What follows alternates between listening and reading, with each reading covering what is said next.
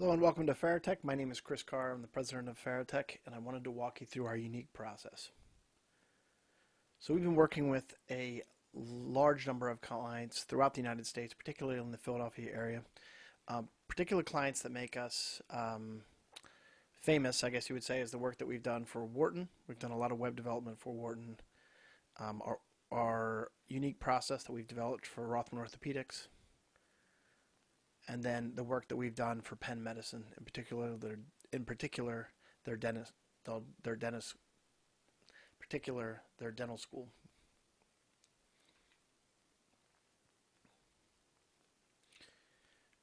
As a company, we have primarily focused on developing messaging for clients, whether they come from business to business or business to consumer. We are slightly favored towards business to business in the number of clients that we have, but we've developed a methodology that's going to fit both business to business clients and business to consumer clients.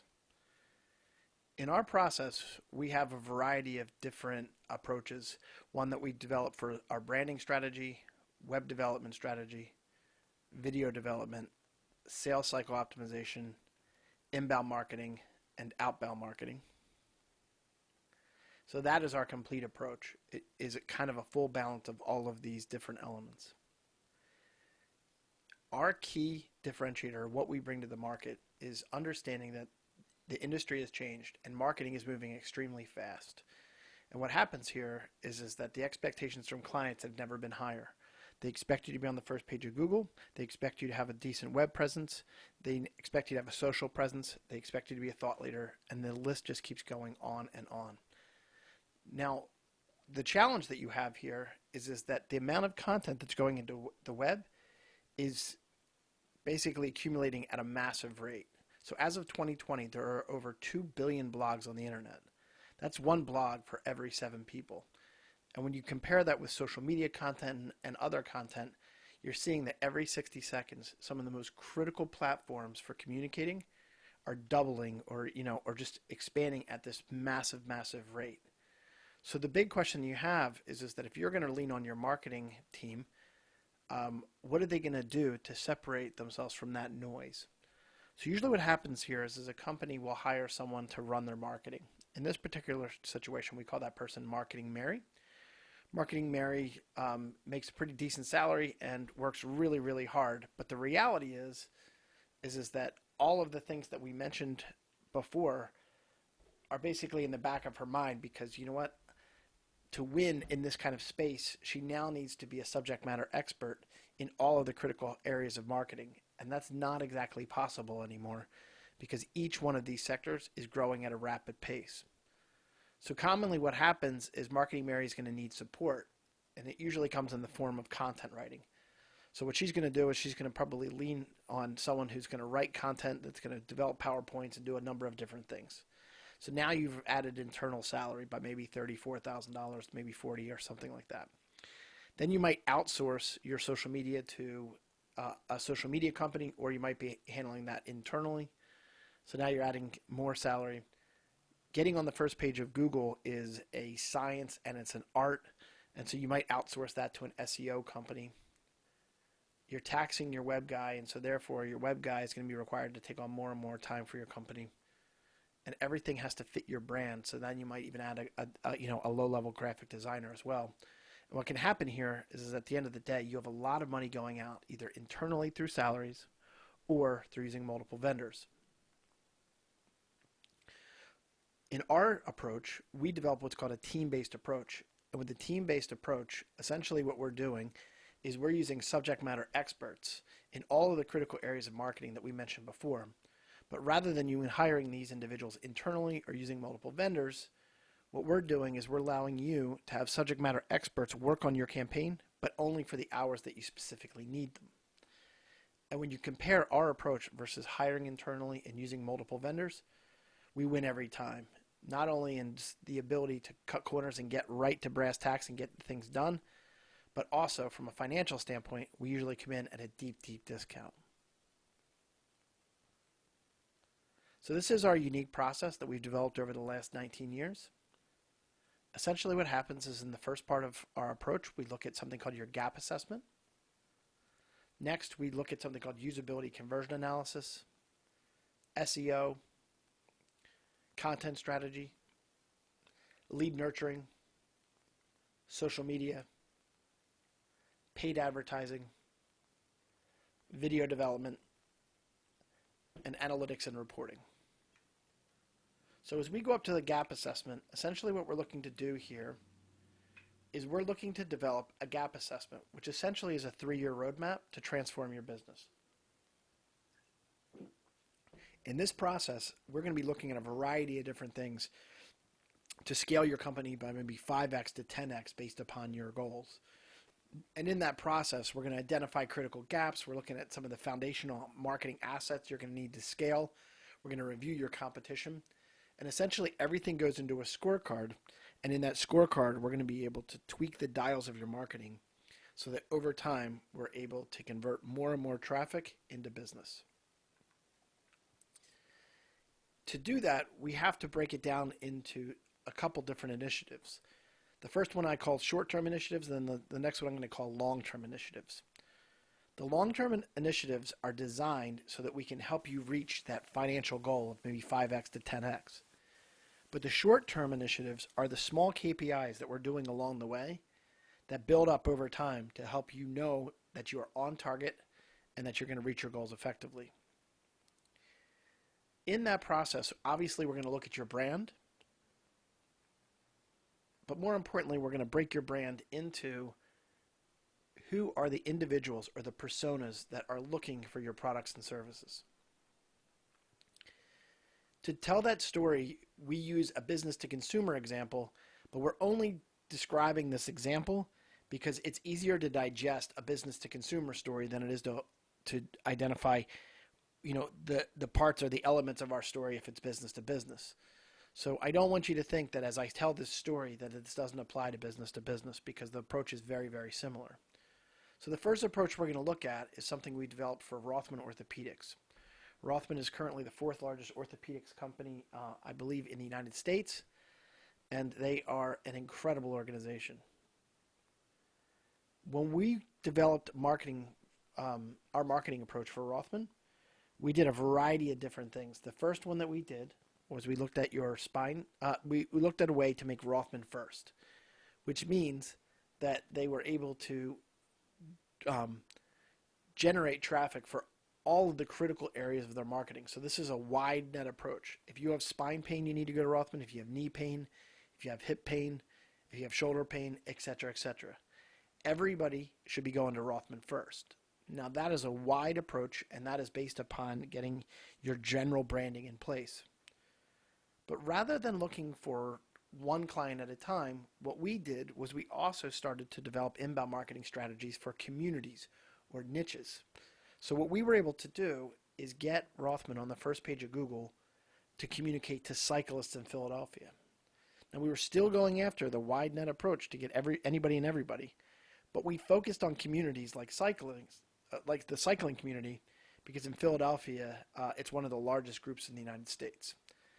They like cyclists because they hurt themselves all the time, and they're going to always need orthopedic care. In that process, we reached out to cyclists, and we also reached out to influencers.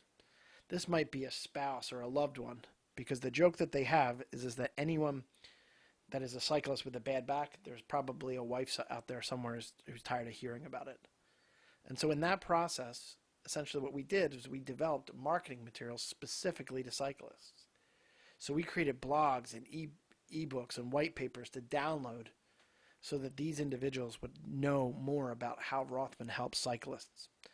And what happened here is that in that process, we were able to develop such a name for Rothman that any cyclist who had any pain whatsoever would usually choose Rothman first. And they would have certain surgeons that specialized in helping individuals just with back pain or just with knee pain or just from hip pain that derived from cycling. In that process, we also help them with developing what we call sales and marketing integration. With sales and marketing integration, essentially what we do is we look for one individual in a particular company that we're trying to get in front of. Now in this example, for this sales cycle integration, we're looking for a chief technology officer. In that process, what we're going to be doing is we're going to be looking at every touch point that happens throughout the sales cycle. So those are identified, by these circles here. So in this process, you might hear of about a lead or an opportunity. And then as you go from left to right, you're going to see a first-time appointment, a second-time appointment, maybe some other calls and stuff in between there. And then what we're going to do is we're going to send them a proposal. And based upon the proposal, we're going to find out if they convert. But what we're going to do here is we're also going to try to figure out where are individuals dropping off. Because if I know where in the sales cycle they're dropping off, I can add critical marketing materials to keep them engaged. And when I keep them engaged and I can raise their emotional value and emotional connection to your products and services, I'm usually able to eliminate drop-off or reduce drop-off and help people close business faster. Your sales cycle is also directly correlated to your CRM pipeline. So in this CRM pipeline, we're able to zoom in and we're able to see each of the columns represent a part of the sales cycle, and we're able to draw financial information from each part of the pipeline. So you're going to be able to forecast with financial values what clients are going to close in the next 30, 60, 90, or even 6 months. Also in this process, we are going to look at your buyer personas.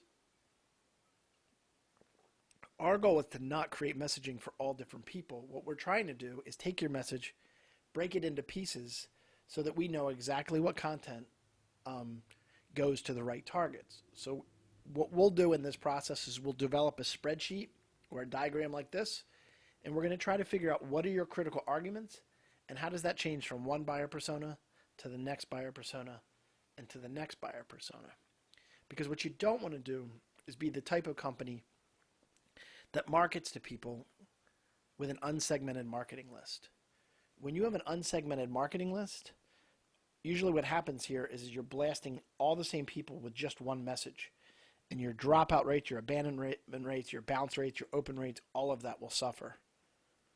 But when I take that same argument, in this case, maybe someone who has knee pain, and I get laser targeted information to them, such as 5 things to understand when you're considering knee surgery, essentially what I've done is I've gotten the right message to the right client at the right time. And when I do that, my results usually are transformative compared to doing it through an unsegmented list. And so the godfather of this process is a guy named Jack Canfield. When we're talking about Jack Canfield, usually what you would know him for is his approach, is his books that he wrote called Chicken Soup for the Soul. But as a marketer, the approach that I really recognized that he did really well was he took his book that was themed about short stories that are very emotionally inspiring, but rather than trying to write more and more stories, what he did was he looked at each of the potential buyer personas and he created stories for that particular buyer persona or that particular target audience. So that someone who was reading Chicken Soup for the Teacher's Soul might gravitate to stories about teaching as opposed to, Chicken Soup for the veteran's soul, or Chicken Soup for the fireman's soul, or something like that.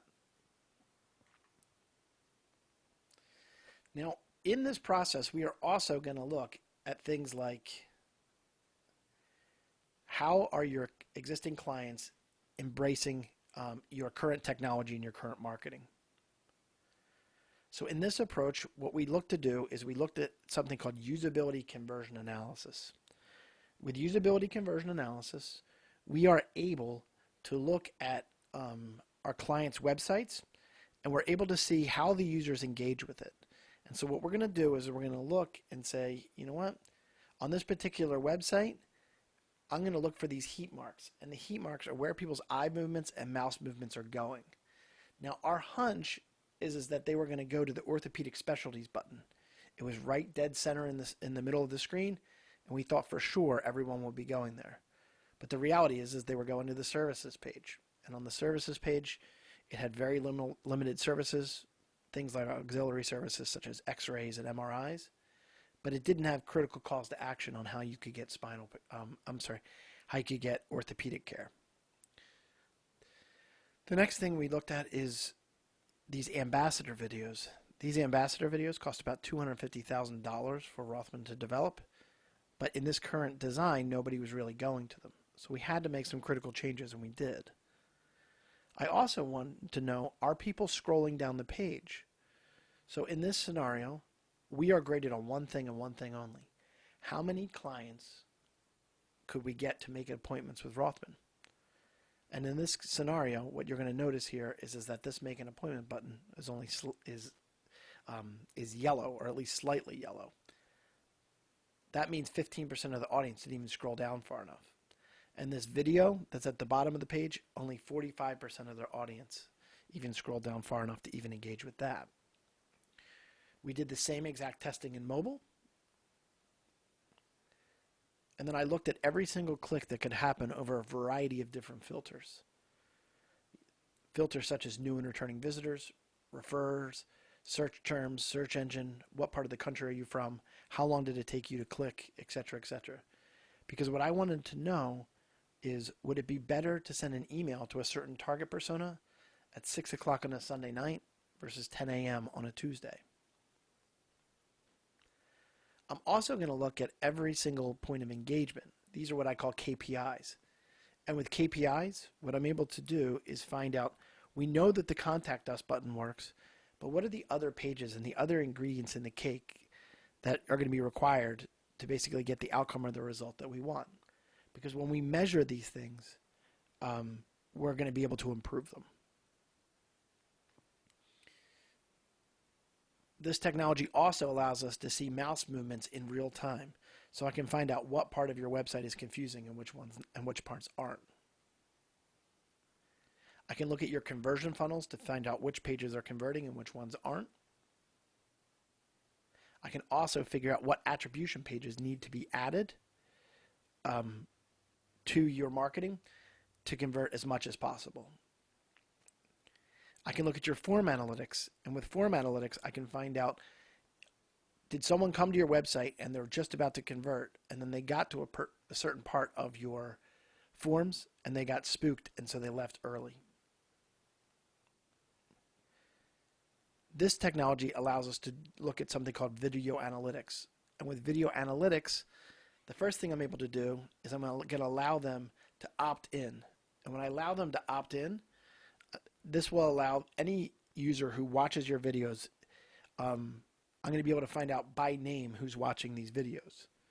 So a full page call to action will come up, and it'll allow users to put in their first name and last name and email address.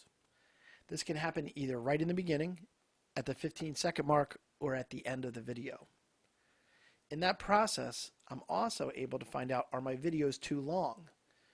Because what I don't want to do is create videos that are not going to be engaging, and I'd like to measure how effective are my videos moving forward.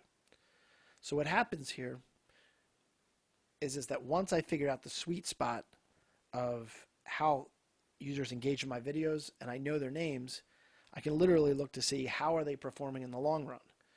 So this is our core video, and Oliver watched 98% of it.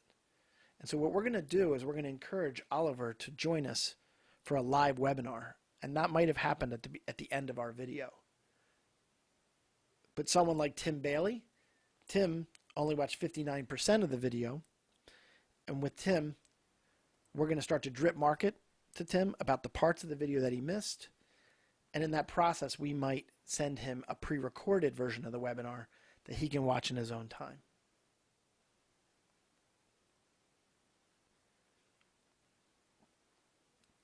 Other things that we're going to be able to do is we're going to be able to look at your market globally and try to figure out how to develop what we call a growth-driven marketing strategy.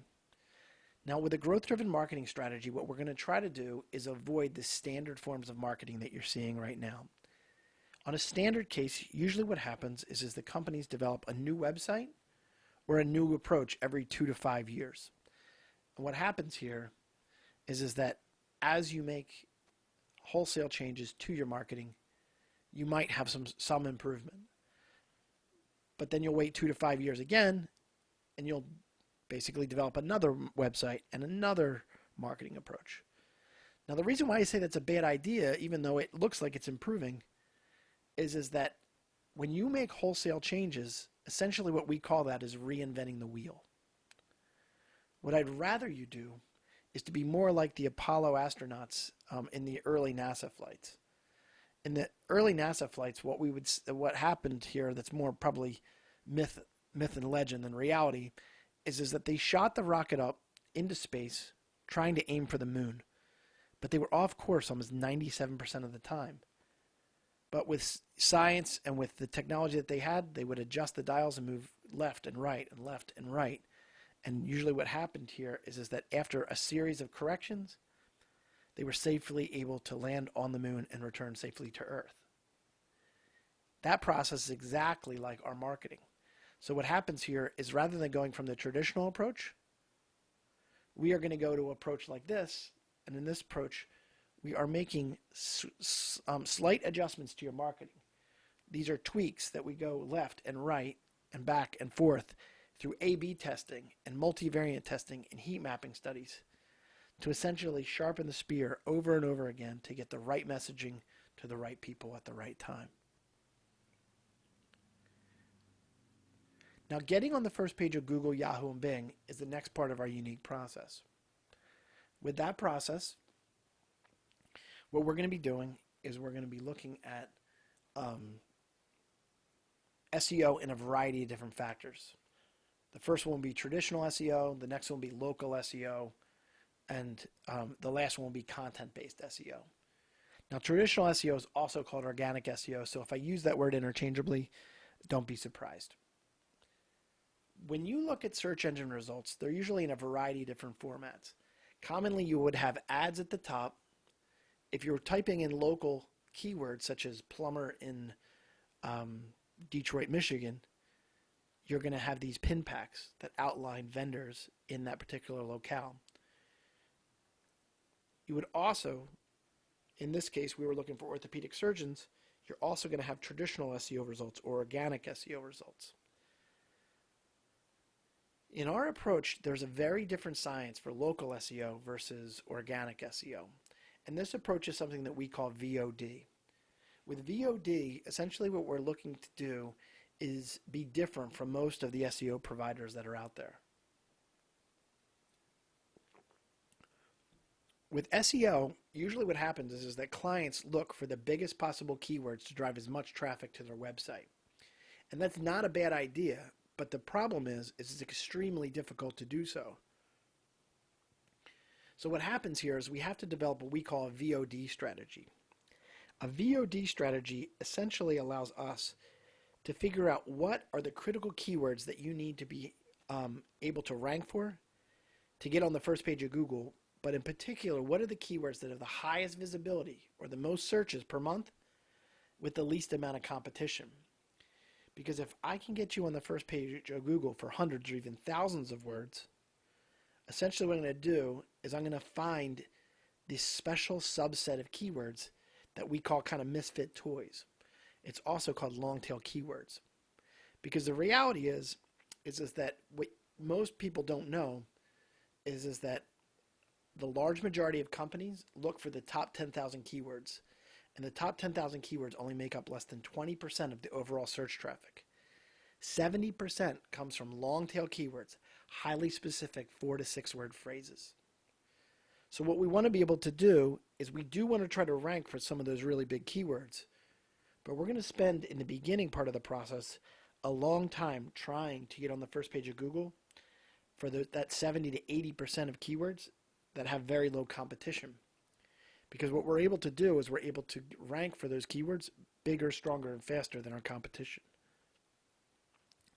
But we're also looking for a tipping point. And with the tipping point, essentially what we're doing here is we're looking to not only get on the first page of Google for these low-level keywords, but we're also trying to earn the right to be heard in the eyes of Google.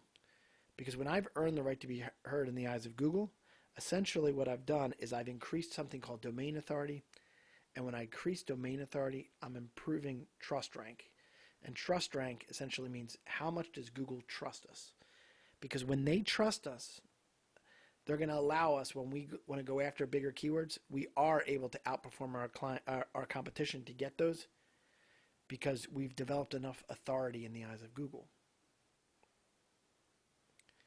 So how does this relate to keywords? Well, when I take this approach, the average SEO company is probably going to talk about maybe a 25% increase in the number of keywords on the first page of Google. With our strategy, we were able to increase the number of keywords from about 535 keywords to 2,721 keywords. That was about a 408% of increase in keywords. The other thing we were able to do is we were able to increase the keywords that were number one on page one from 324 to 1,125. So that was about a 247% increase in keyword volume. So how did that relate to traffic? Well, keep in mind that this is just looking at our client's blog. And as I zoom in here on the blog, I'm looking at entrances. Entrances are essentially the people that are coming to this website, not directly, but through Google. And so what happens here is that they were able to get 63,457 people to come to their website via SEO. In 4 short years, we were able to get that to 1,085,000. That was an increase of 1,611%. In that process, we were also able to get page views increased by 1,132%. So essentially, once they came to the website, the average viewer looked at about 106,000 page views. We were able to increase that to 1.3 million. Now, did it work? Well, if you just take a 2-year subset and you look at conversions, that's 2,911 conversions. A conversion for Rothman was essentially based upon $300 first-time appointment. So we were not getting credit for surgery or other things like that, or MRIs or x-rays. Essentially what we were doing is we were only getting credit for first-time appointments. And they valued a first-time appointment at $300. So what happens here is we were able to get 2,911 first-time appointments multiplied by $300, and that's how we were able to come up with $873,000 worth of revenue just based upon first-time appointments. From there, we were able to look at traffic globally. On average, we increased traffic by 38.53%. And in that process, we were able to get 44,608 conversions. That equated to $13,382,000.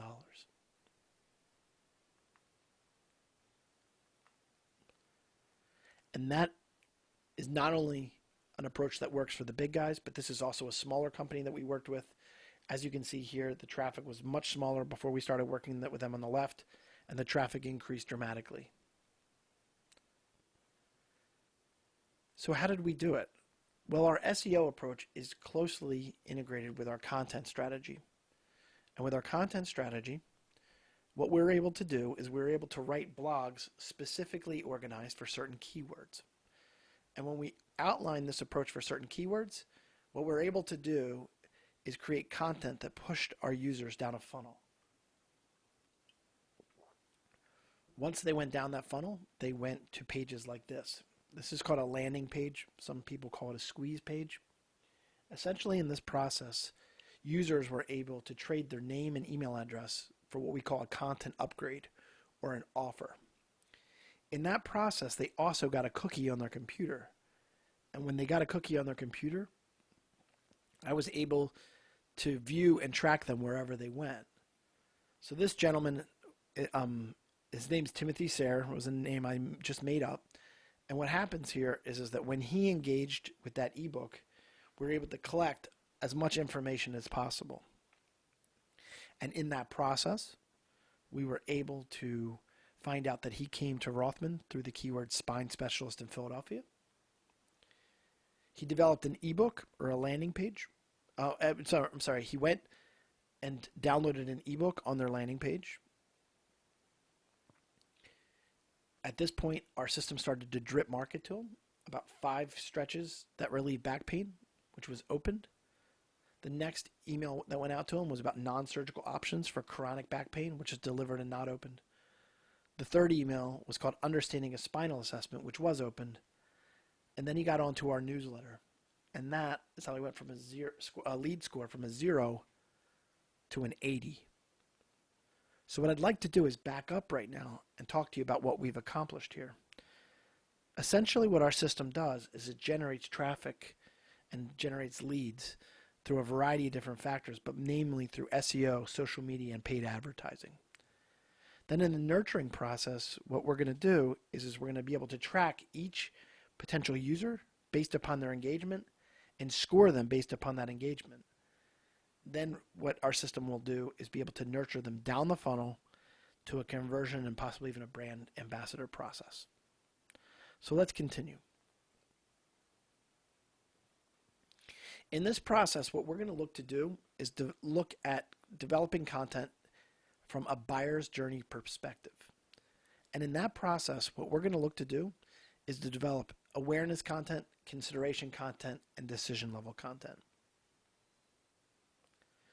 So to tell that story, what I like to do is I like to look at it through maybe a car buying perspective. So if you've ever bought in a car, you didn't just buy the first car on the first lot that you found.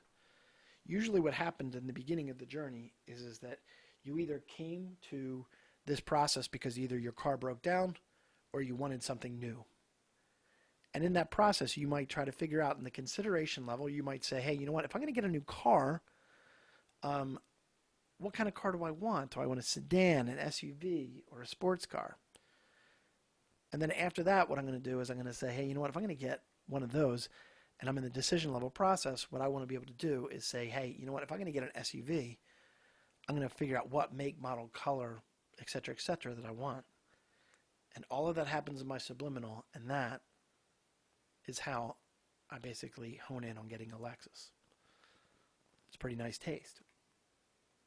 Now, the same exact process works when you get spine surgery or buy a product from Amazon or do a variety of things that usually happens in your common buying process. So when I look at this process and I look at the buyer's journey for spinal surgery, maybe in the awareness stage I might have nagging back pain and then decide to do something about it. And in the consideration stage, I might research my options and research which providers accept my insurance. And then I'm going to choose one provider over another and maybe schedule an appointment. So all of that awareness, consideration, and decision level process needs to also get factored into your marketing. Now, ironically, what happens here is that our website should be the best salesperson we've ever had.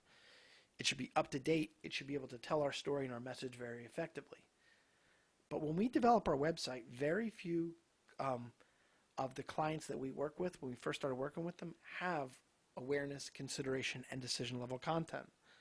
A lot of times we just have awareness content with a contact us button. But what we do is we help our clients create content not only for awareness, but also for consideration and decision level content. And what we're going to do is we're going to look at their lead score, and as you move further down the funnel, you're going to get more and more points on your profile based upon what level page you're on. We'll also adopt that technology into marketing automation so that when you go to a certain page on that website, when you leave that page or leave that website, an email automatically gets kicked out to you, and that email has a piece of information that might push you further down the funnel. So for example, this email might be the Cyclist Guide to Managing Back Pain. And in that process, what it's going to do is in the email might have a video in it that's 30, 60, or 90 seconds long talking about back pain for cyclists.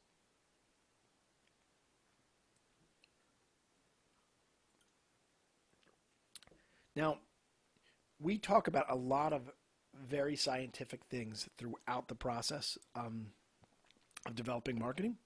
What we're looking to do, however, is connect that to an editorial calendar. An editorial calendar is the backbone of our approach. And what I mean by that is that in this process, what we're going to do is we're going to be able to help your company go from being a reactive marketing company to a proactive marketing company. With an editorial calendar, we are able to figure out what content is going to go out in the next 30, 60, or 90 days. And in that process, we're able to figure out how does seasonality affect our marketing? How do trade shows or vacation schedules and things like that affect our marketing?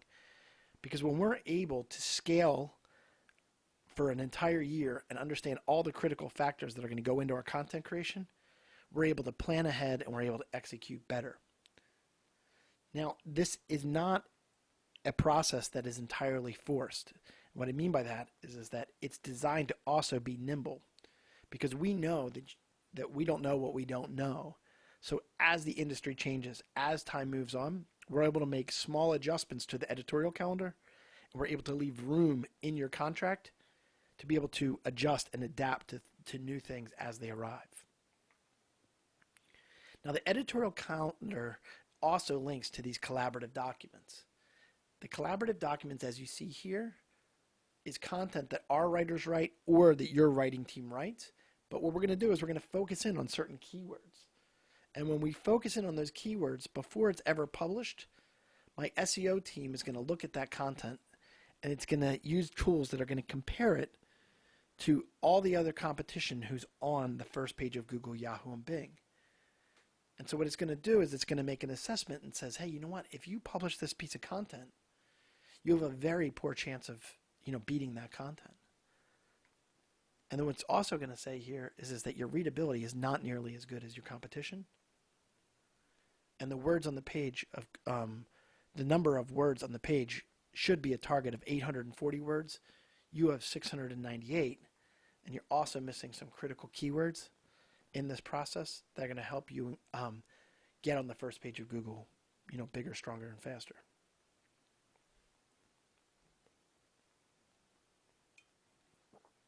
All of that content is reviewed by our writing team. We're going to send it back to you so that your team can bless it and approve it. And then what happens here is we're going to publish it live to the web.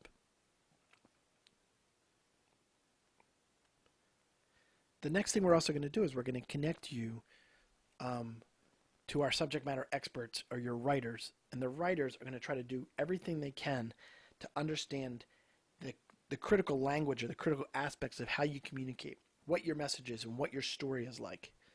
But because we don't work for your company 24 hours a day or 24/7 or as often as the people that work for your company do, we're going to rely on technology. What the technology is going to do is we use a tool called Voxer. And Voxer essentially allows us to send you a notification. And the example of this story is kind of like, let's say hypothetically I'm developing content for an orthopedic specialist. He's going to get a notification. The surgeon's going to get a notification on his phone, and it's going to say, "Hey, Dr. Smith, we are going to write about a piece of content in the next 40 days, and the keyword is going to be called knee specialist in Philadelphia." And what happens here is Dr. Smith is going to look at that piece of content that needs to be written, and he's going to go to Voxer and he's going to say, "Hey, Farotech, when you write that piece of content, I want you to say this, this, and this. Don't make any guarantees about this or this, but also check out these 3 websites to make sure that you get the statistics and the quotes from them." So what happens here is that you are able to be in a scenario where we write really, really great content that sounds like our clients, but also ranks in Google. From a web development perspective, we're also going to take it one step farther. We're going to develop certain parts of your marketing that are going to maximize engagement. Now, the joke that we have is that the average attention span of a goldfish is about 8 seconds. And the average attention span of a human being is around 7 seconds. So yes, we are losing to goldfish. So what we need to do is, if we know that our audience is ADD, even when they're interested, we develop certain parts of your website, like we do here, to put a video that talks about the critical messaging for pro writers dead center, right in the middle of the screen. We're also going to make sure that your website works well on all of the correct browsers and mobile platforms. And we're going to try to use a CMS that works hand in hand with SEO best practices. We're going to create your blog and your usability so that we can add videos above the fold. We're also going to make sure that the videos that we do develop are designed to keep people on the page longer, because if we're able to keep people on the page longer, that's one of the critical factors that Google's looking at from an engagement perspective. We like to include knowledge bases into our websites so that we can get to something we call quasi. Quasi means questions with answers and simple information. So a knowledge base allows users to come to this website to find out critical pieces of information, and at the bottom of the page it'll say, was this information helpful? And if it was helpful, then you know that your marketing is right on target, and if it's not, then you know where it needs to grow. But we're also going to look at the search box, because the search box is going to allow us to find out what pieces of content are people searching for that your website doesn't currently have. And then we're going to add that content, those content ideas, to your editorial calendar so that you're constantly servicing every new client that comes to your website or engages with your marketing. To do that, we also develop these asset pages. Asset pages are simply a video-based form of frequently asked questions or most commonly asked objections. And what happens here is that as users come to these pages and they want to know more about these questions, we're going to answer these questions in 30, 60, or 90-second slots. In that process, we're also going to implement chat functionality into your website so that when users try to find out critical questions and answers, all of that is going to be integrated right into your CRM and sales marketing automation platforms. From a lead nurturing perspective,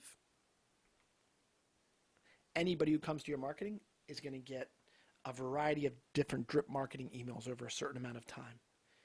So someone who might engage with your marketing is going to get an overview, features and benefits, cost of procrastination, testimonials, and then next offer.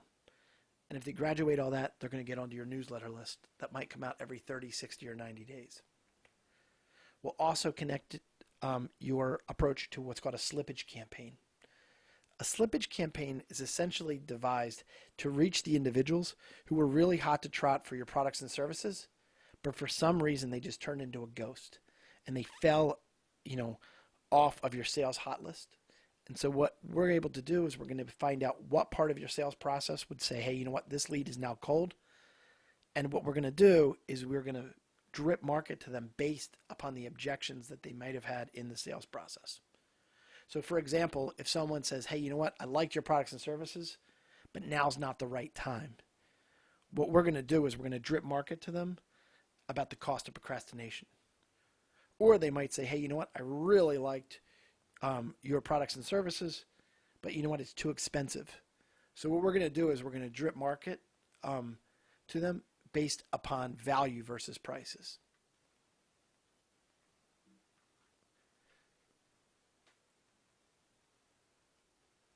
So when you develop this system effectively and you're able to get overview emails and features and benefits emails and cost of procrastination emails, testimonials emails, and next offers, what happens here is in that process, you're able to keep people emotionally invested in your content. And when it's done correctly, we're also able to include infographics, and the infographics are going to tell a story either with humanization or with data. In that approach, we also try to have bite-sized video. Bite-sized video is, the videos aren't exactly watched in the email itself, but they look like they will be. So when users click on it, it goes back to your website, and it's just one more visit or one more bite of the apple. But the reason why we like that is because there's a statistic that says, according to SEO Moz, adding video to marketing automation emails increases open and engagement rates by over 35%. Social media. Before we start, I want to kind of mention something that is a misnomer about social media.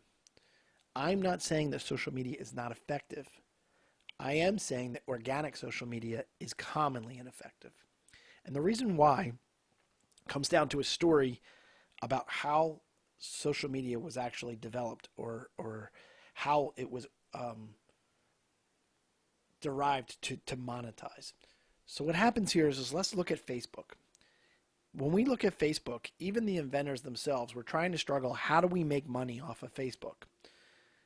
And rather than trying to get greedy early, what they did was they said, let's just make it cool.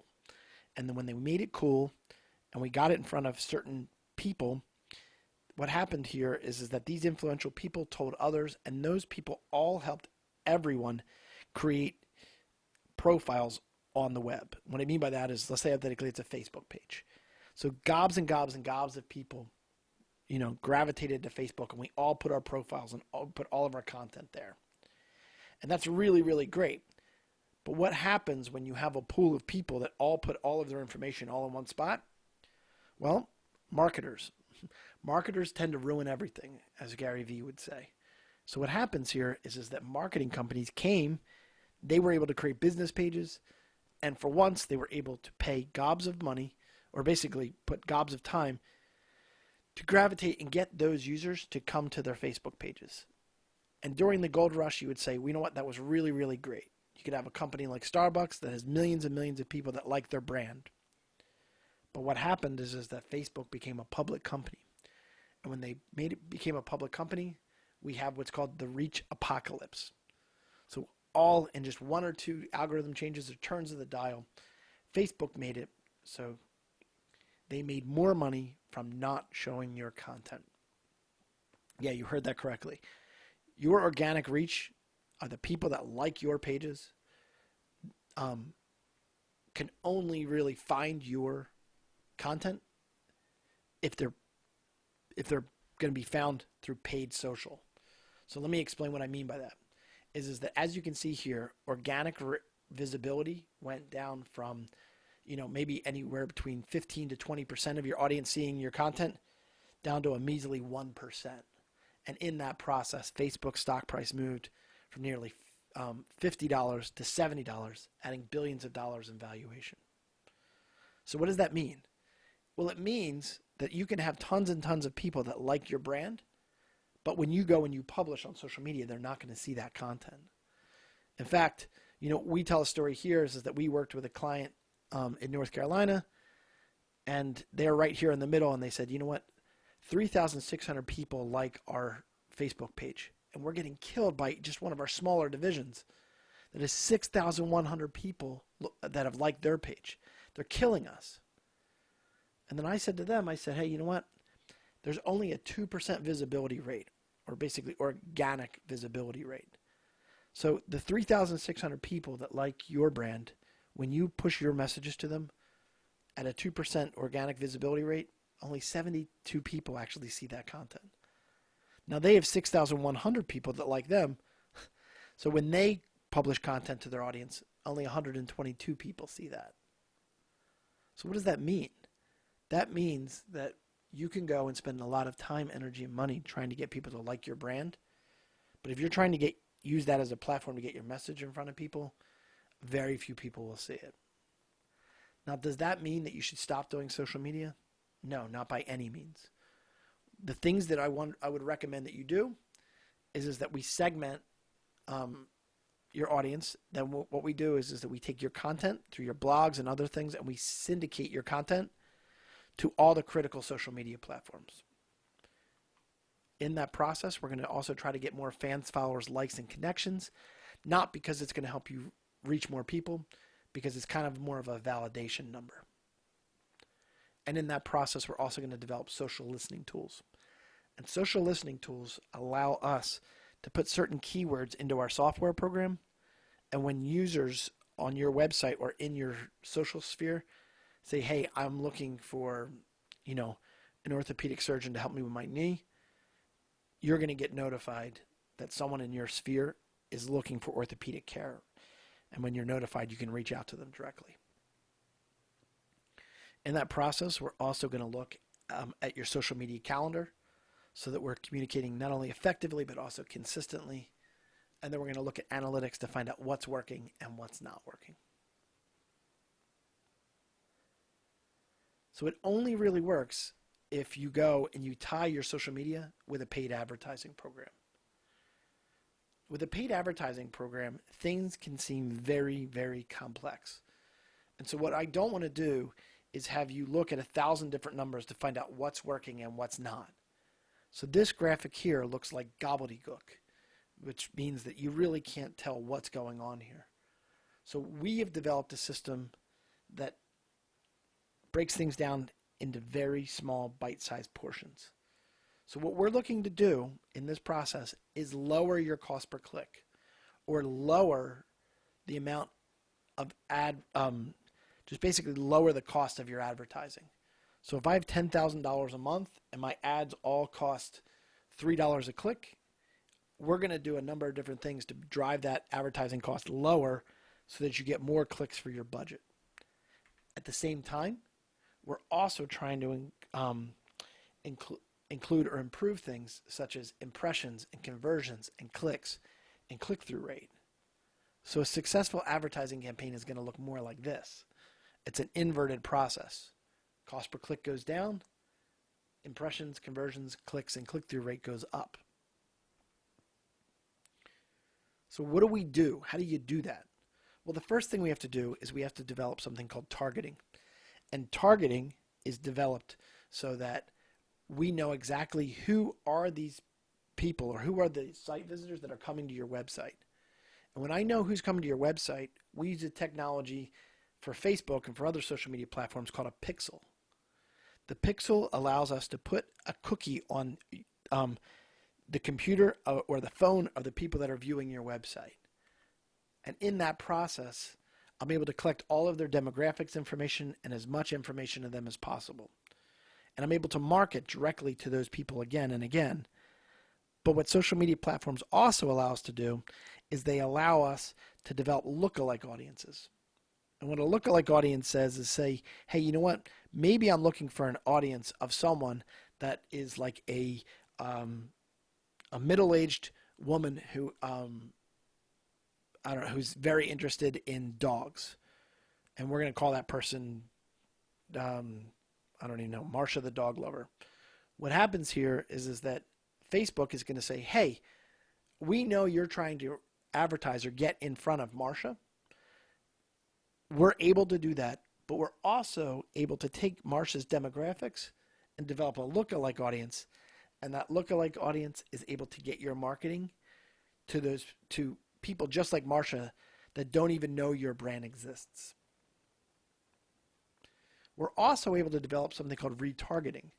And retargeting, essentially, it's just like Amazon. When you go and you look for a pair of shoes on Amazon, when you leave Amazon, those shoe ads follow you wherever you go in your Google network, and then also through social media. Other areas that they're going to show up is that those ads will show up in the Google network in what we call pre-roll videos.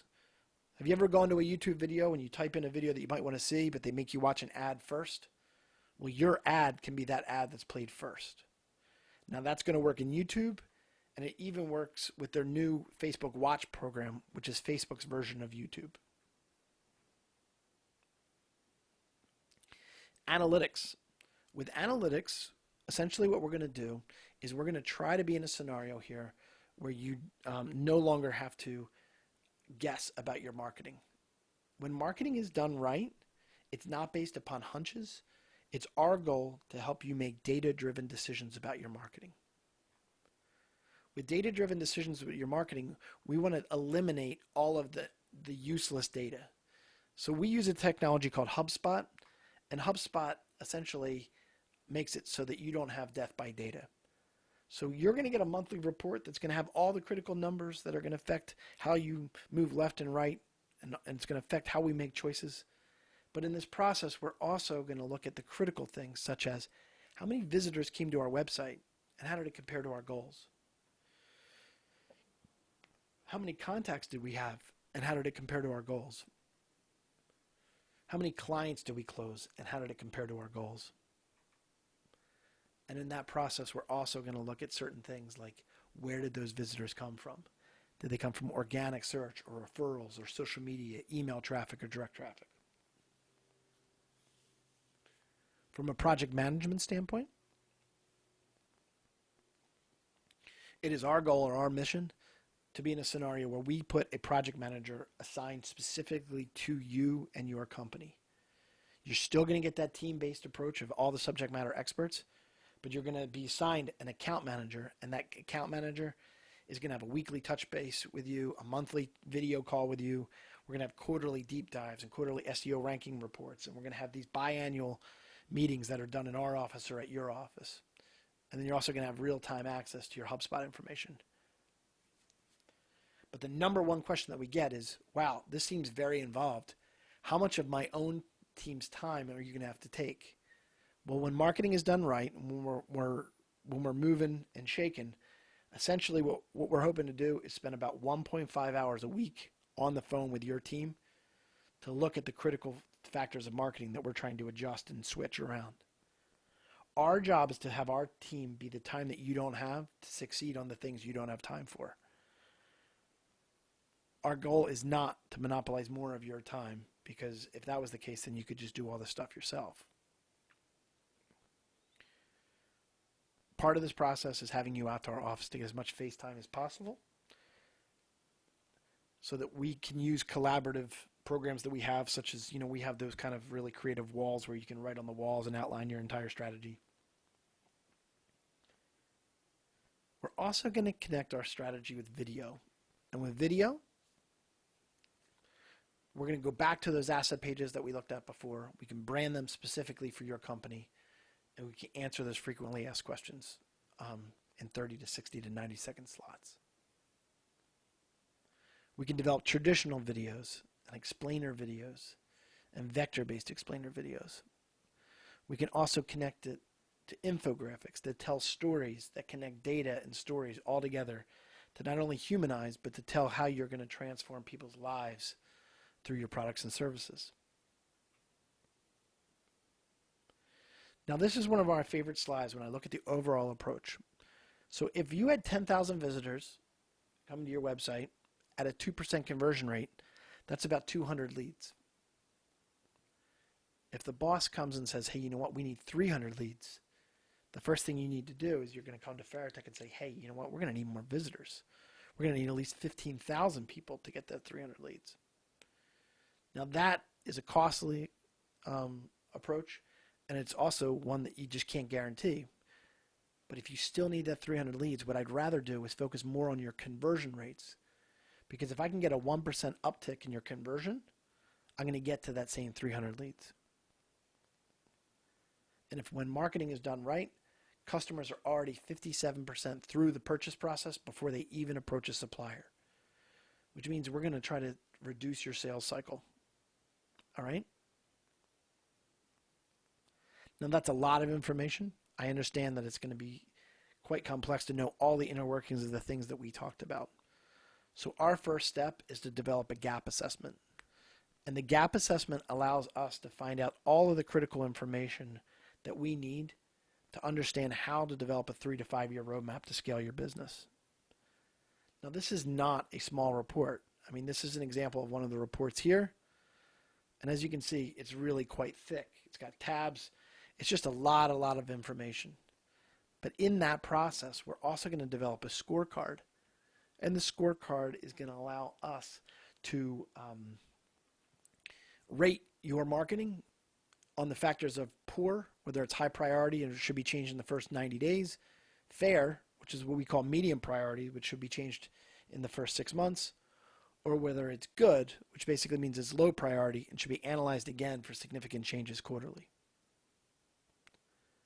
We're also going to look at your outbound marketing process to make sure that we're able to market effectively through email marketing and drip marketing. We're going to look at your competition to try to figure out who is creating a better message and how effective is that message in Google and paid search. We're going to look at your market penetration rates to figure out whose brand is bigger and what kind of market share you guys overlap on. We're going to look at that in depth and literally see the keywords that they have and how to beat them. for pennies on the dollar. And I'm literally going to know the competition, your competition, and the keywords that they're on the first page of Google for, so that when I get you and your company on the first page of Google, I can literally see the monetization of our efforts.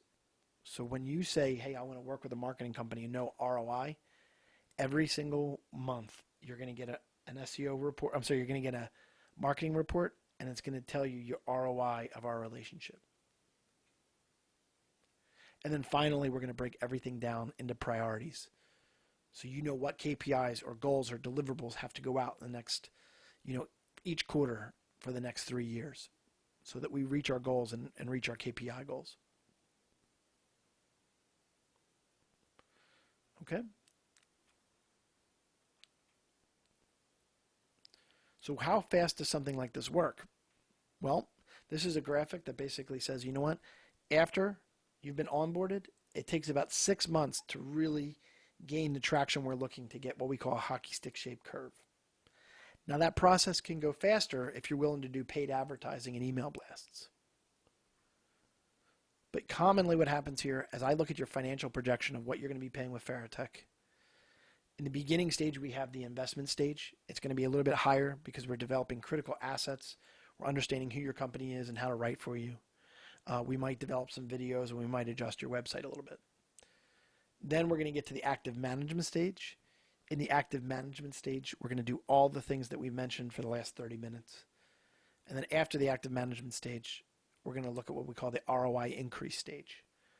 The ROI increase stage essentially allows us to say, hey, you know what? This is the amount of money you have in your marketing campaigns and in your budget.